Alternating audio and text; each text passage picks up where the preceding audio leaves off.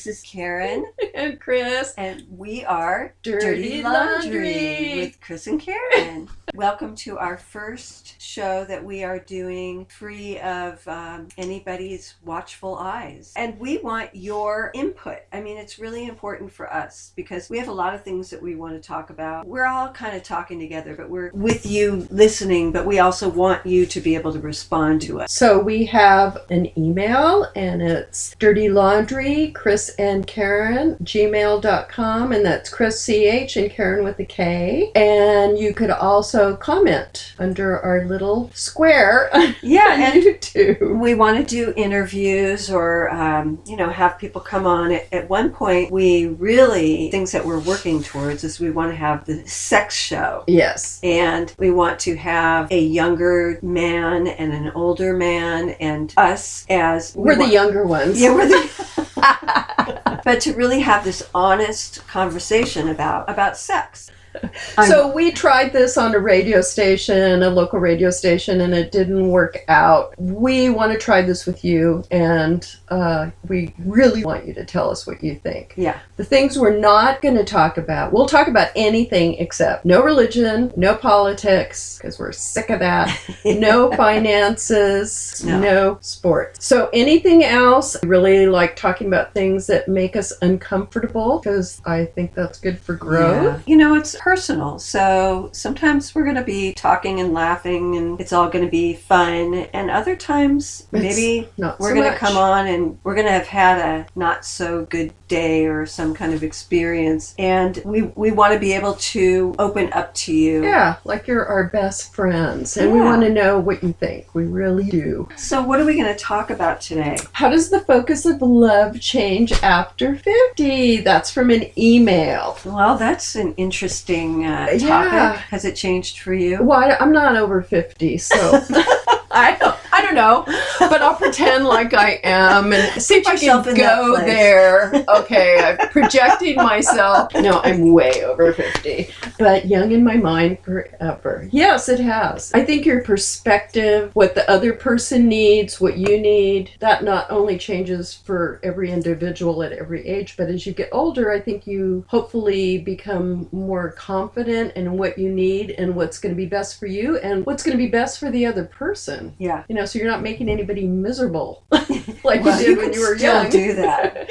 Or they're not making you miserable. Yeah. And hopefully you're more your own person.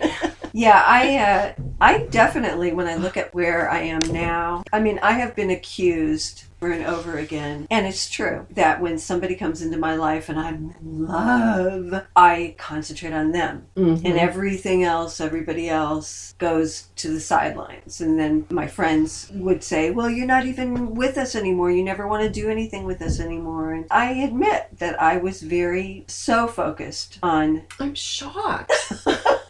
Are you really? I haven't known Karen that long, and I didn't think she was that kind of girl, if you know what I mean. I was. Were you? I really was. But I've grown. Good. It only took how many decades? Well, we grow every day. Yeah, but I'm like so different. Okay. Well, my favorite motto is guys come and go and girlfriends are forever. Yeah. And I find that a lot in my life. Yeah. Friends are, especially since moving to our small town. Mm-hmm. I've had a lot of really good friends, but I've never experienced community like I do here. Yeah. And I've never experienced... You know how they say when you're young, it's easy to make friends, but when you get older, it's hard to make friends? This is like being young again. Yeah, it is. I mean, of course, no matter where you go, there's always going to be people who judge you. But this is a town that's very inclusive. Mm-hmm. People will go up to you and just start talking to you and say, hey, I've never met you before. What's your name? And just start a conversation, because there isn't that wall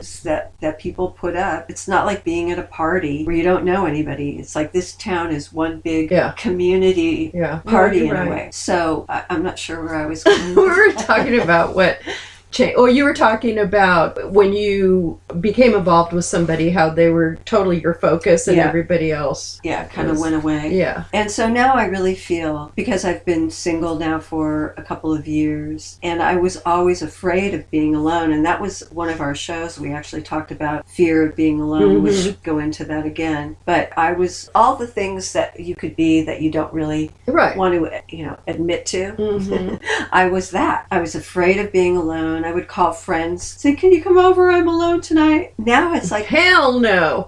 I'm happy to be alone. Yeah, I mean, that's friends. one of the things that changes when you do fall in love again if you're over 50 or Yeah. 60 or 40 or whatever, even 40, Yeah. is because most people have become comfortable with themselves. So that changes. You are more free in yourself, and so the person you become involved with is more free to be their own person. Does that make sense? Yeah.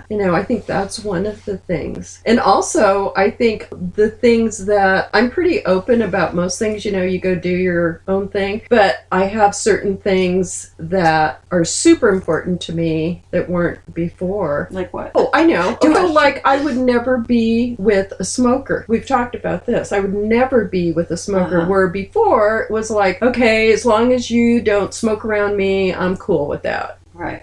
But now it's like, Yeah. no. And another thing, this isn't being judgmental or anything, but I don't eat meat. I'm a vegetarian. I don't want meat cooked in my house. If I'm out with somebody and they eat meat, I don't care what you eat. But if I'm living with somebody, I don't want them. It's like smoking to me. It's the same kind of thing. Other than the normal, don't be abusive and, common sense, be considerate and be honest. Mhm. Those are I'm really particular Yeah. about that kind of stuff. Where before, your perspective changes. Right. A lot of things that I used to spend so much energy on that I thought was so important seems so silly now. Yeah. Well, we've grown, Yes. hopefully.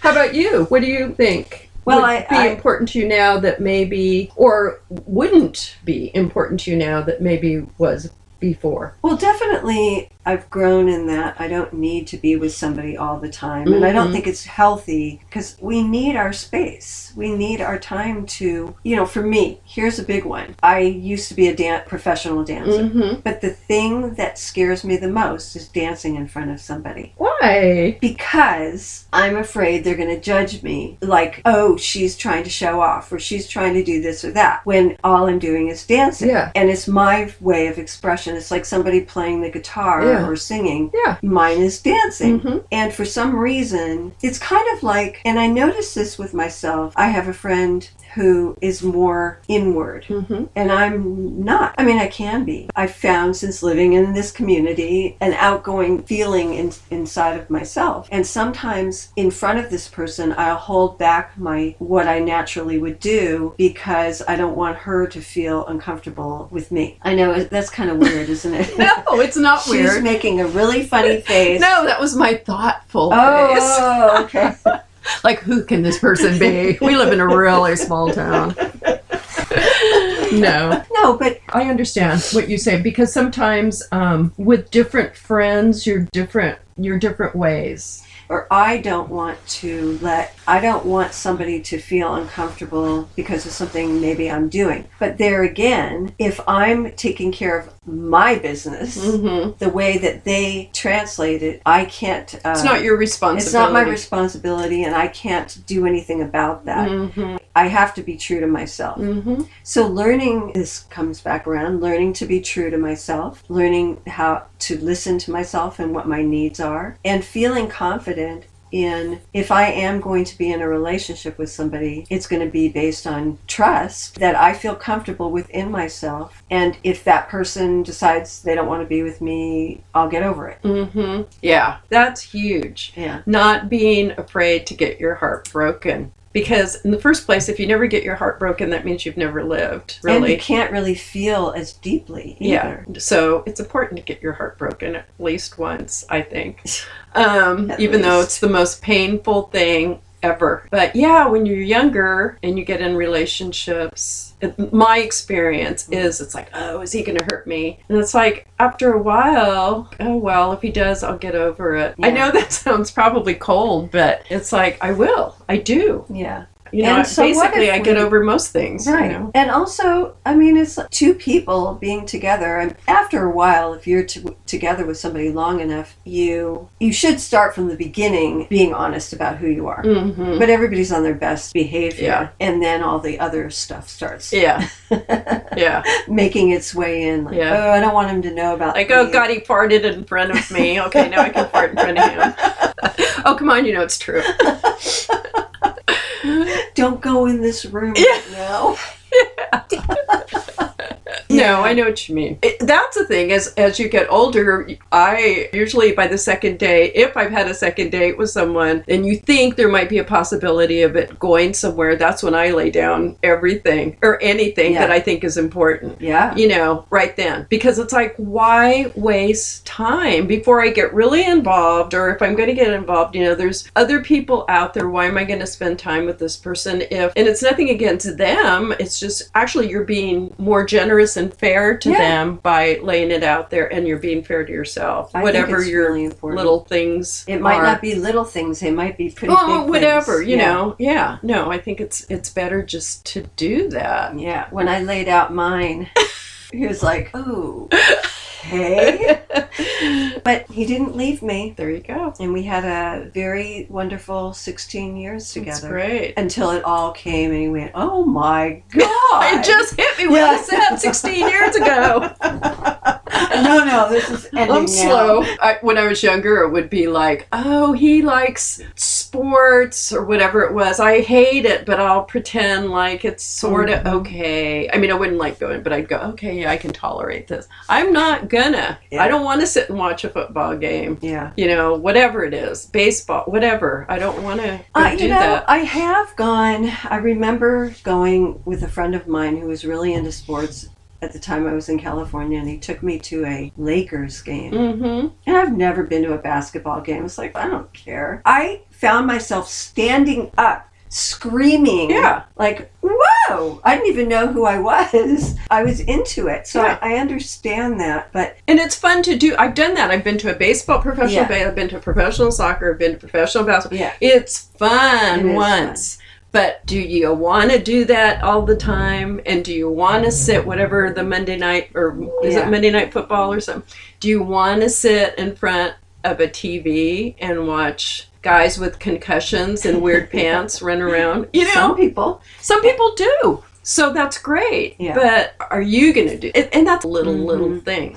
Being with the person that you have a connection with. And if you don't like to do all the same things, obviously cool. that's okay. I mean, I think that's where you are able to have your breaks and be with your friends and come home to your own home, or if you're living together, have time Mm-hmm. that you dedicate to yourself. Mm-hmm. I just have found that, and this is just my personal experience, later in life, the men that were into sports are more passionate about it Mm. as they get older. Mhm. So the guys seem to get more into it as they get older. Ah. They're spending more time doing that Mhm. and less time doing whatever it was they were doing with their girlfriends or Yeah. wives. Yeah, it So takes the a things that start out as little things, Mhm. sometimes as you get old and become bigger. Okay, Karen. Yeah. So let me ask you this. Mhm. If you had to say you're getting involved in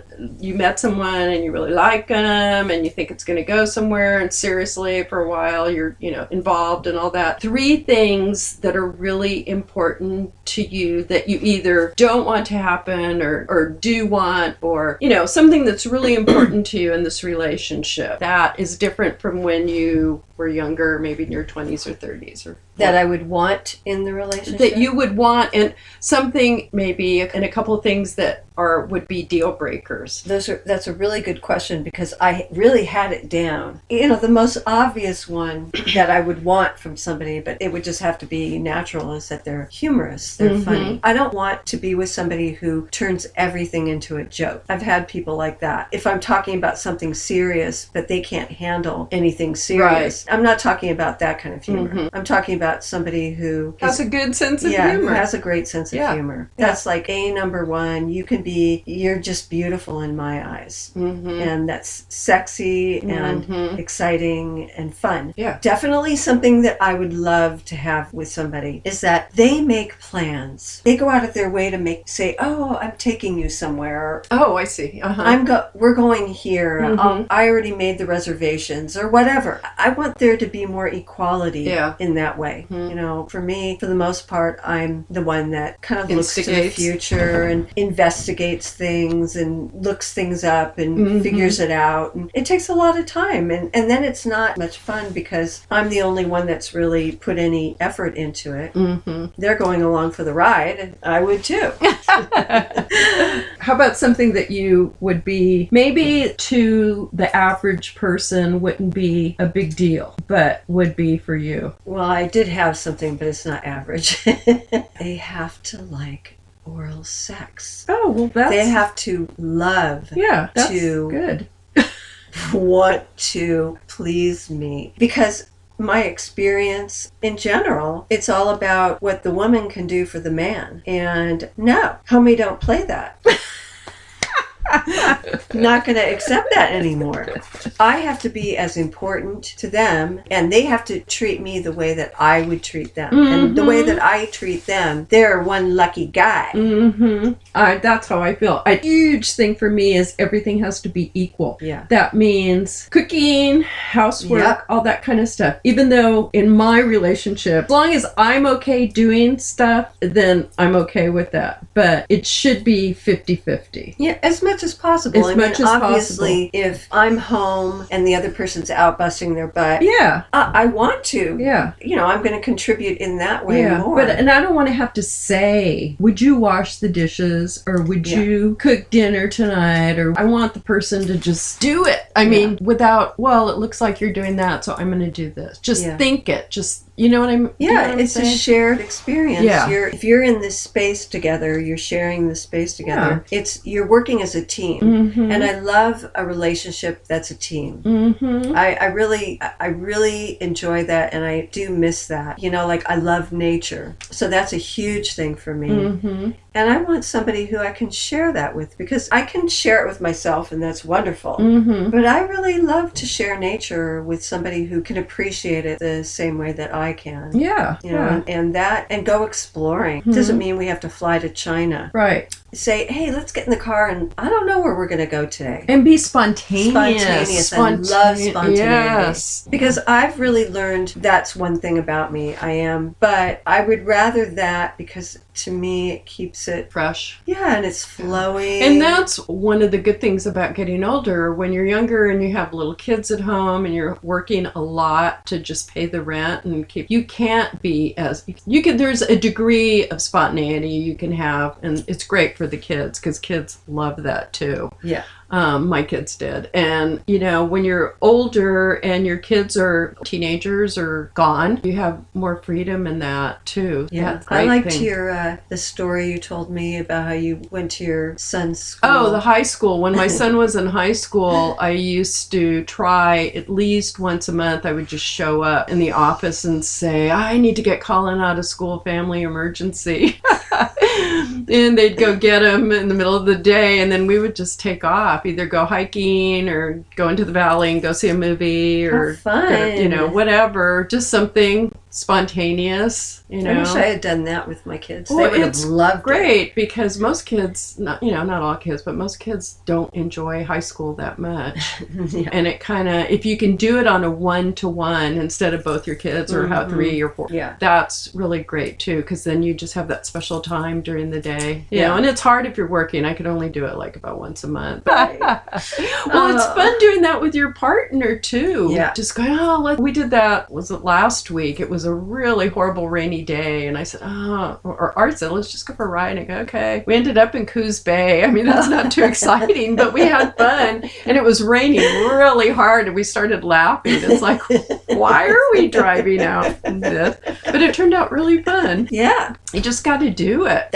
You never know what's going to happen. I remember one time, and this is very spontaneous. My daughter and I were driving up the coast, and I picked her up. It was a special day. And we're driving, and we pass the cutoff to go to Portland, and we're going towards Tillamook. And I see this little tiny sign, and it says Niagara Falls, 12 miles. And I said, should we go? She goes, wherever you want to go. So I get off, and it was 5 miles up a nice road with a farmland and all of that. And then after 5 miles, there's this other little tiny sign that says Niagara Falls, 7 miles, with an arrow. And it was all dirt road. We didn't pass one house. Oh, those are, And we went. Scary. It was, but it was amazing. We get to the top, and there it was, Niagara Falls. You can't see Niagara. There's no water. I'm like, there was no water? Well, not where we parked. Oh, okay. So we had to hike in, and we had to hike in about a mile. We get down to the bottom, and there's this cliff with this beautiful waterfall, too, actually, and this pond, and there were frogs, and it was absolutely beautiful. And then we're there for a short time, and all of a sudden my daughter, we hear this splash, like a boulder had come down or something like that. And we look across, and she says, Mom, there's an animal. I said, I'm looking, I don't see it. She says, it's a bear. I'm like, kidding. What? I don't know. She goes, it's coming towards us. I'm standing there too. You know how they say that when your adrenaline kicks in, that you've got this incredible energy? Yeah. Well, when mine kicked in, my knees gave out. Oh no. I'm like, oh my God, I'm not going to be able to run. She's standing there. It's kind of like one of those movies where there's a chainsaw guy coming after you. Chainsaw Massacre. And she's looking, and I'm like, run! We start walking very quickly back the way we came, and we're walking, going uphill, and we stop after a while, and we think, I think it's okay, and then we hear this like low growl, and we just take off again, and we get almost to the top, and we're like right around the corner, and we think, it's okay, and all this, and she goes, and I'm like, what? She goes, there's our car. That was Niagara Falls. Oh my God.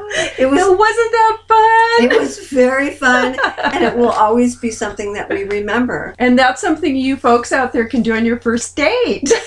Bring some meat or something so you can throw it to the bears. Bear spray. Yeah. I would love to hear what people did for spontaneity. I mean, obviously what's spontaneous, but I'd like to hear their tales of what they did. Or comments. Yeah, or comments below of stuff they did, maybe with their partner on a date that they hadn't planned. And that'd be fun. Yeah, so you guys out there, yeah, send us your spontaneity stories. Yeah. What, you did or what you want to do or... Yeah. This email was, how do you get someone to talk before and after sex? Like, why do you want to talk to them? No, before. After, maybe I could see if it's a guy who rolls over and goes to sleep all the time. And I don't know if this was written by a man or a woman, that would make a difference too. But also, I mean... What do you want to talk about before sex? And do you want to have sex with them if you can't even talk to them? Right. And your mouth should be doing other things besides talking if it's before sex. I don't know. Don't talk with your mouth full. There you go. And then after, what are you going to say? I mean, was it good for you? That's so dumb. Did the earth move? Love you. For some reason, that kind of made me laugh. Not like... And if you really don't feel comfortable before or after, then maybe you shouldn't have sex. And if it's a one-night stand or something, then there's nothing to talk about. Just do it, enjoy, and get out of there. But have safe sex. Yes. Condoms always. So there you go. We are Dirty Laundry with Chris and Karen, and our email is dirtylaundrychrisandkaren@gmail.com. We'd love to hear from you. Or comments below. Thank you guys. We had a blast.